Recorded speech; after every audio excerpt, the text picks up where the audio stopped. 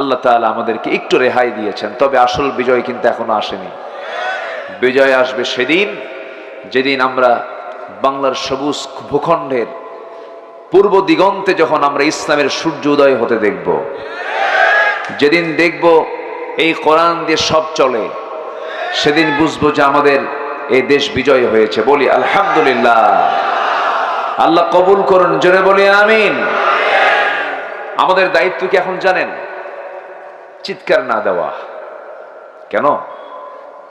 আমাদের ইসলামের সৌন্দর্যকে এখন প্রকাশ করার, প্রচার করার একটা সময় এখন। ইসলামের সৌন্দর্য আছে না নাই বলেন তো? আচ্ছা, এই সৌন্দর্যে আকৃষ্ট হয়ে যেন অন্য ধর্মের মানুষ, অন্য চেতনার মানুষ, এবং আমাদের মাঝেও মুসলিম পরিচয় নামধারী বেঈমানও আছে না নেই বলেন? ওরা যেন ফিরে আসে। ওরাও ঘুষি মারলো, আমরাও ঘুষি মারলাম। ওরাও অত্যাচার করলো, আমরাও অত্যাচার করলাম।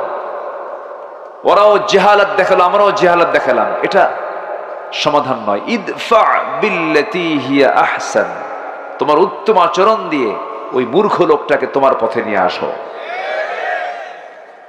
আমার কথা কি রাগ করছেন আপনারা?